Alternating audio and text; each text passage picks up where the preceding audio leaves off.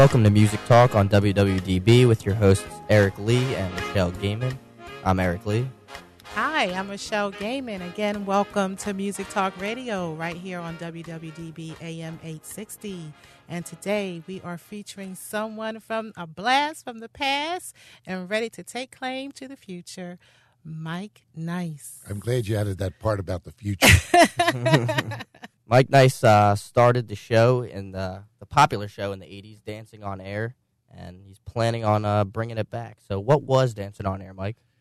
Well, Philadelphia is really the capital of all the dance shows. I mean, people think it started with American Bandstand or Bandstand, but I found out something that very few people know, was that Ed Hurst and Joe Grady started a dance show on radio called the 950 Club, and they actually did a television show back in 1948 on television. The story was that Channel 6 in 1952 was looking for some inexpensive programming in the afternoon, and so they asked Grady and Hurst if they'd like to do it, but they couldn't get out of their contract with WPEN. So the bottom line was that they picked a guy named Bob Horn and Lee Stewart, and Lee Stewart sort of drifted out of the business. Nobody knew what happened to him, and Bob Horn actually was the first host of what was just called Bandstand. Right. Unfortunately, he got into some bad press and some trouble, and they replaced him with some guy by the name of Dick Clark. And the rest is history. Right. What are you bringing back that's going to be old about the new show? That's old about the new show. That's a very difficult question. Now, we found out over all the years, when I started the show in 1981, October 12th, I was teaching at the time, and I figured, hey, this is a great secondary job. But I realized after a very short period of time that it required full-time attention. And we were very fortunate that the audience overlooked our mistakes. So, for instance, on the first show, we had a slow song, but we forgot to couple up people. So we had girls dancing in interpretive dancing. So we knew that what we had to do there. But they were very forgiving of the mistakes we made because we were a real show. Yes. We had real kids on the show. There wasn't any quotas. I grew up with some great values from my parents, and they said, taught me that everybody is to participate. So we didn't have quotas for any ethnic groups. Whoever showed up, showed up. And the real neat thing is now looking back over 30 years, those kids from different backgrounds are all still friends today. So we're going to keep that part of it as the old show. Yeah. But fortunately, we realize now that the internet is an important part of kids' lives. So we're going to be doing both a live on tape television show and continue it through the week on the internet. Wonderful. Speaking of the kids that were on the show, you had people like Madonna and Will Smith and even Kelly Ripa all start on there, and also special appearances from Ricky Martin was his first live musical appearance, and same with Stevie Wonder was also on the show. Oh yeah. Yeah. Should I do that? There's stories behind every one of them. Ricky was about 11 years old at the time. Kelly was a dancer on the show, and I have to give her personal credit because even though she got her start on the show, she was able to get to the heights that she is through her own merits. It had nothing to do with me or the show. Unfortunately. I should have managed her, but but she once jumped off of a Thanksgiving Day parade float and gave me a big hug and said, I owe this all to you. But I can't claim that because there were other talented kids on the show that didn't make it. But it's a lot of luck in this business. The Stevie Wonder story is one of the funniest. We promoted Stevie for 3 months because he told us he'd be on the show in May. And the day that we were going to have our live show, I get a call, he can't make it. Oh. And I went, oh, there's my credibility down the tubes. Oh, man. So the person that told me that said, well, he's over at Overbrook High School talking to kids. His blood brothers are there, and they're the ones that really run Stevie's career. And also, just a little bit of notation, Stevie spent some time with a foster mother in Philadelphia, and her name was Mrs. Williams. Right. So I hop over to Overbrook High School, and I locate, his brothers, and I ambled up next to him, and I was on their right side, and he had his arms folded, and I said, "Hi, I'm Mike Nise from Dancing on Air." No reaction. I said, a lot of people are going to be disappointed that Stevie won't be on the show today. No reaction. Now, I'm a very honest guy, but if you push me into a corner, I'll lie like a rug. So I said, oh, by the way, Mrs. Williams sends her regards. Lie number one. And his head spins around and looks at me, and he says, do you know Mrs. Williams? And I crossed my two fingers, and I said, we're like this. Lie number two. And he said, well, when did she send her regards? I said, last week when we had dinner. Lie number three. And he says, that's really interesting because she died 10 years ago. Oh, man. So that's the Stevie Wonder story. Madonna, real quick, her girlfriend wrote in magic marker the name Tinkerbell on the Channel 17 wall, and the station really wasn't appreciative of that. And I said, let me handle it. So, and her name is Erica Bell. That's why it was Tinkerbell. And she was one of her dancers, too. So I told Madonna, listen, if you want your performance to be seen by 500,000 kids, you and Erica will turn around. There's a cleaning closet right behind you, and you'll go clean up the bathroom. Man, Madonna cleaned the bathroom? And she did. Oh, boy. I don't know if she'd do it today, but she did then.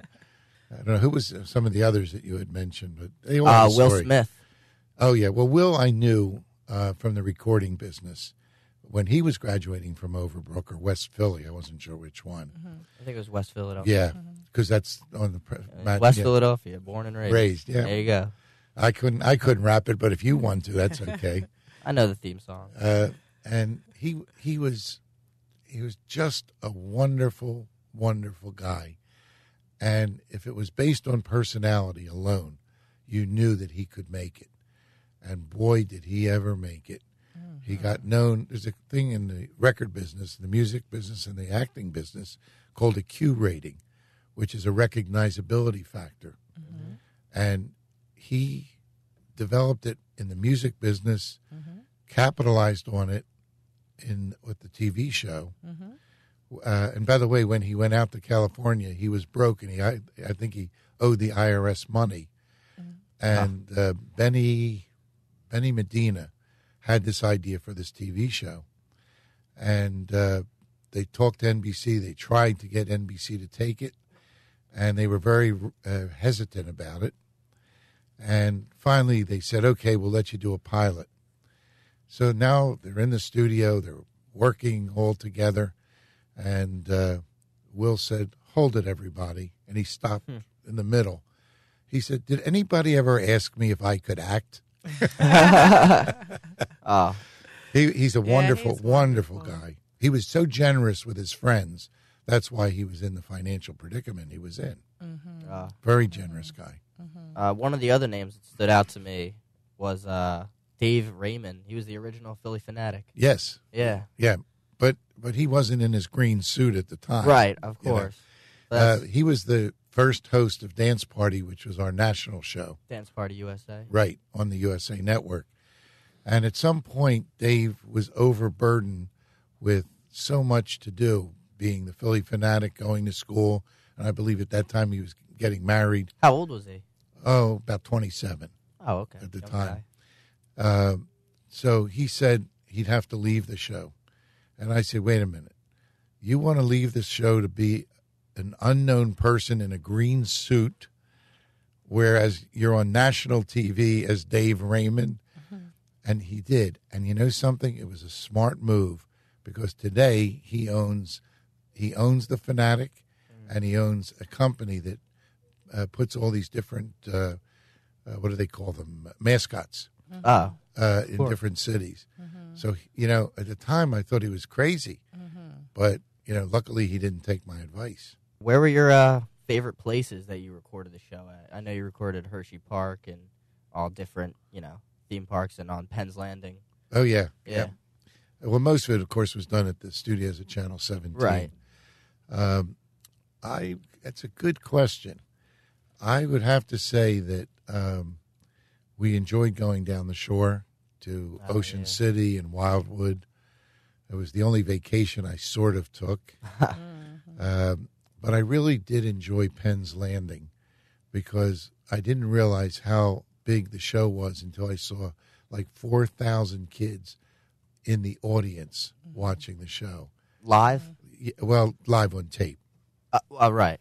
But they were live there, and their enthusiasm for the show was just incredible. And I can certainly vouch for that, being a guest performer on your show.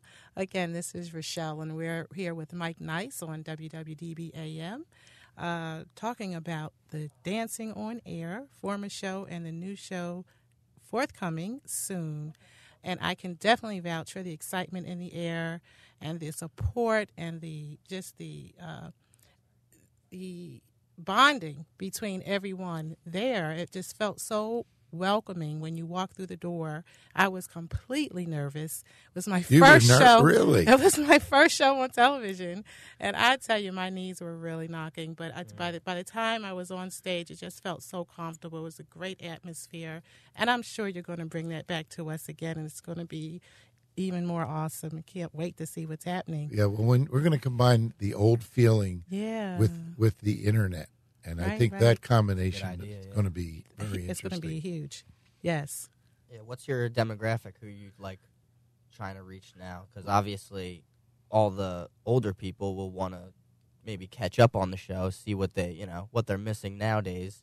But then you want to get the younger kids. Right. Well, recently, Channel 17 aired reruns of some of the old shows. I caught the Thanksgiving episode, and frankly, we did very well in the ratings. Actually, the first shows that they aired, we were number one in the demographic of 18 to 49. But 18 years old to 49? 18 to 40. Well, remember, these are now the kids who used to watch the show. Right.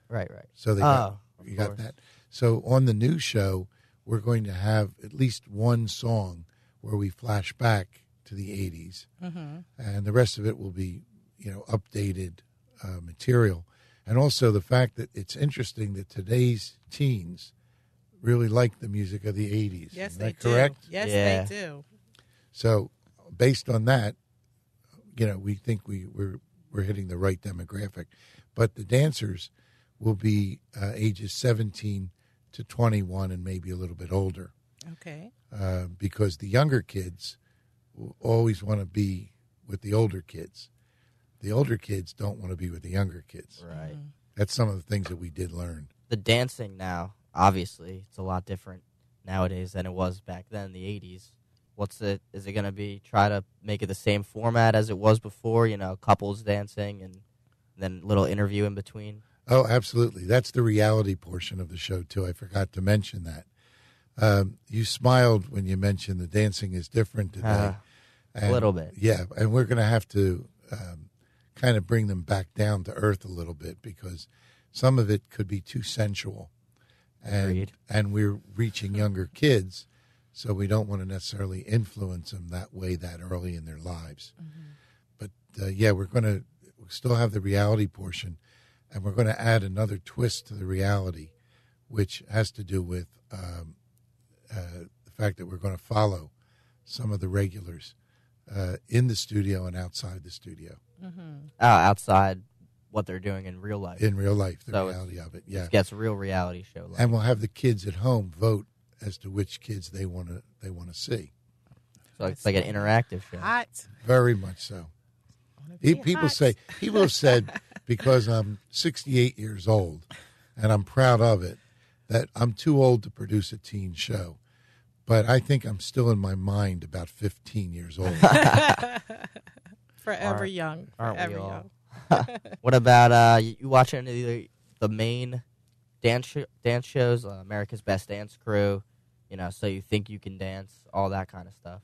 Yeah, actually, the beauty of our show is that our format can, I won't say imitate, but somewhat reflect some of that. We're definitely going to have dance contests, and now people can vote on the internet. Oh, yeah.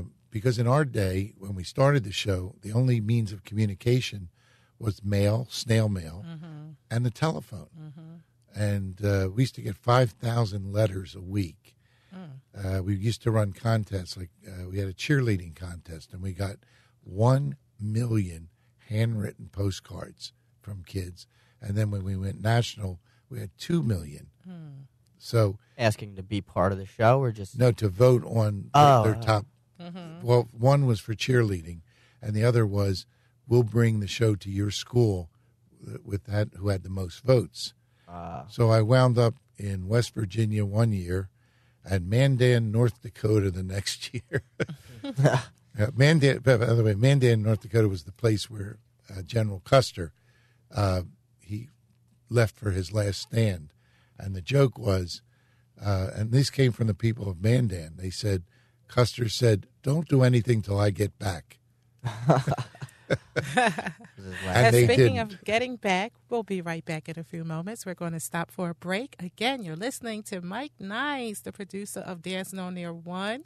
And is it going to be called Dancing on Air 2 now? What do you think? Sounds like a good idea to me. I'm with you. We'll be right back. We're here at Music Talk Radio with Rochelle Gaiman and Eric Lee.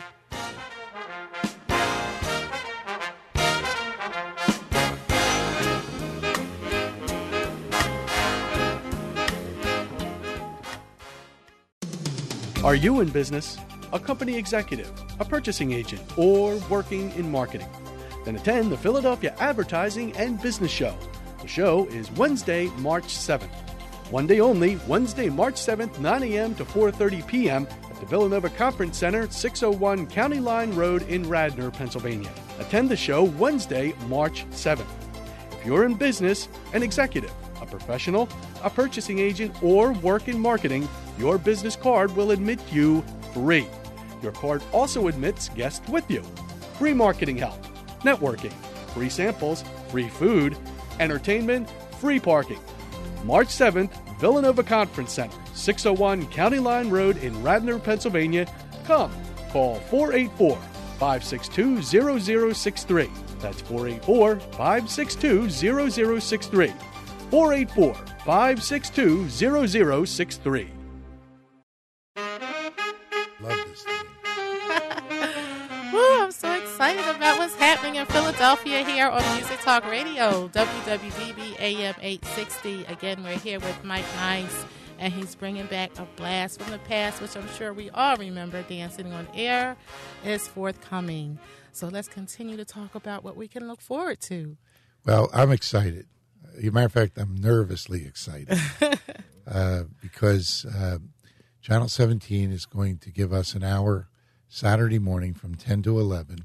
Awesome. Starting March 31st, which means we're going to have to shoot our shows before that and pick our dancers before that as well. This time around, we're going to be doing dances in different areas surrounding Philadelphia, and we're going to select regulars. And what everybody out there has to know is that we're not only looking for the, quote, beautiful people. We're looking for people that have something within them, people that love themselves, in a proper way, people who have a personality, people that for them, this could mean that they could develop a great self-image of themselves, as long as they don't take it too far and it becomes a drug for the rest of their life. Okay. And I'm just sure you're just looking for just raw, real talent, Good kids. Good kids. Okay.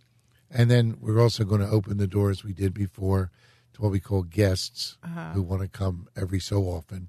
and to permanent guests who make a commitment like the regulars.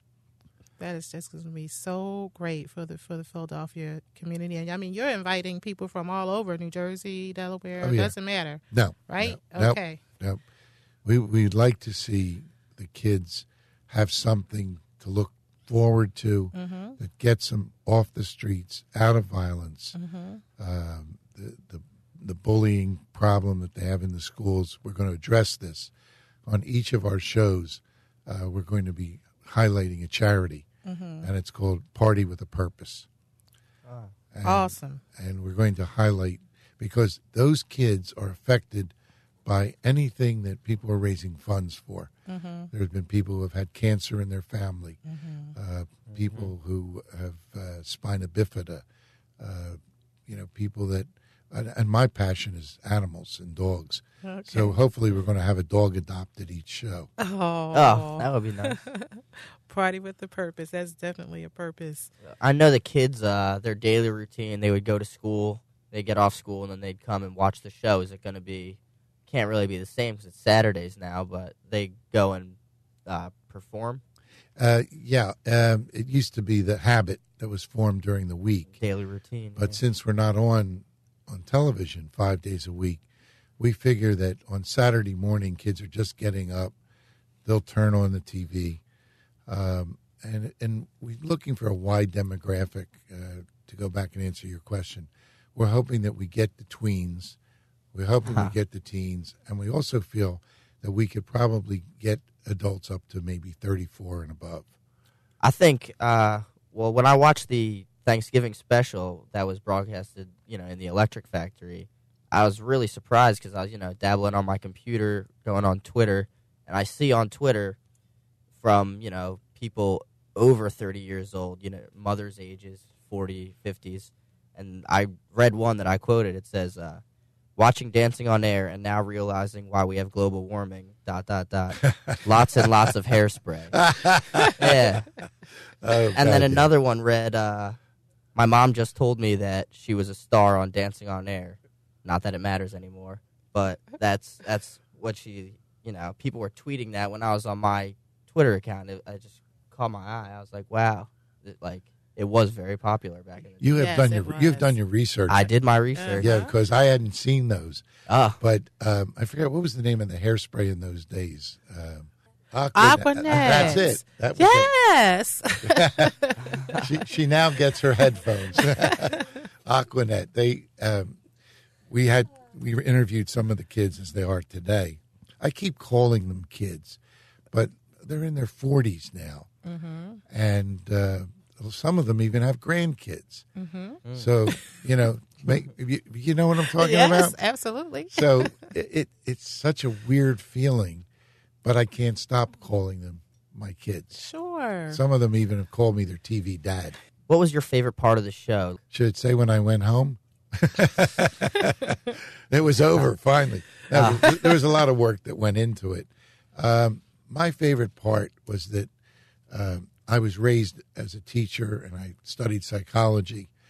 And to me, Dancing on Air was just another classroom. And it was actually a better classroom because the kids wanted to be there.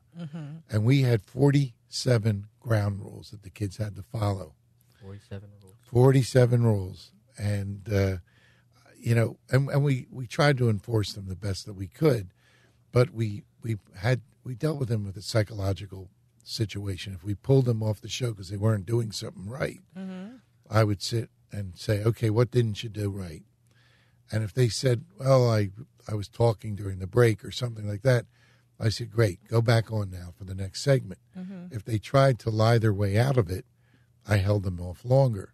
So I was trying to teach them how to be honest with themselves. Sure. If you did something wrong, you did something wrong. Acknowledge it and move on. That's right. That's the teacher in you. You're darn right. And I'll ask the question we're all wondering, who is the new host? I'll tell you, I have the same question. Because I don't know. We don't know yet. There are a few people that we're looking at, but we will be holding auditions for those hosts. We're hopefully going to also pair up with all the different radio stations, and the co-host will be someone from each radio station each week. Oh. So that way people can see the people that they hear. Yeah. Excellent. So do you guys want to come on? Absolutely. Absolutely. Okay, there we go. We're your first guest. All right. As a matter of fact, just let us know when those auditions are happening and where they're happening, and we will certainly announce it right here on WWDB AM 860 with Music Talk Radio featuring Mike Nise. How nice to bring back Dancing on Air. So when will auditions be held, and where is the new show going to be? Well, all of that is still in negotiations right now, but Okay. we think we're going to be holding the actual show at a place called the Fuge. The Fuge. And that's up in Warminster. Mm-hmm. And it was actually where they trained the astronauts. And in the room that we're going to do it is still the centrifuge, hence the name, the Fuge. Mm-hmm. It's a gigantic room. It's got gigantic screens. Mike Rossi, who is not only a dancer on the show, but he was the host of the show and now runs his own DJ company. He's going to help us put that the set together and the DJs and so forth. Mm-hmm.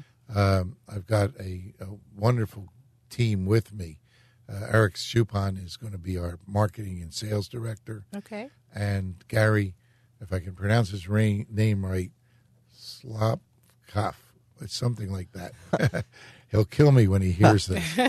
But he's our manager. He's managing and taking a lot of the stress off of me. Good. That's good. And I got to acknowledge Chris Dell, who has been with me for 13 years, and also Casey Holcomb, who is he just graduated from Rowan. And he is now going to be our tech director. Okay. And Jennifer Butler is our associate. And I mean, and some of the kids from the show have also decided they want to be a part of it. Okay. Peaches is one. Annette Foreman is another. Mm-hmm. Peaches is her stage name. Yeah, come to think of it, I don't even think I know her real name. She goes by Peaches. Right. And I hope I didn't leave anybody out.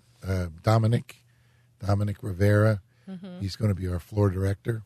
But a lot of kids who are, were with the show before, just want to continue with us. Why bring it back? I think the need is there again. I don't think that kids really have models to work with. They got models like Snooki. Yeah, well, actually, I just finished interviewing Dina. Really? From yeah. Jersey Shore? Yeah, we're going to work that into the show as well. Oh. But their idols are not necessarily the idols that I would want my kids to follow. Right. And what's going on in the streets, especially in Philadelphia, is just so disheartening that I just feel this is the time now. It'll meet a need, and hopefully it will do some good for some kids. I'm sure it will. Absolutely. Thank you. They need an outlet, need something positive to do. All right. Well, Mike, it was very nice talking to you. I never heard that before. Yeah. I thought I was being creative. But you're listening to Eric Lee and Rochelle Gaiman on WWDB 860. Thank you both. Thank you. Thank you for being here.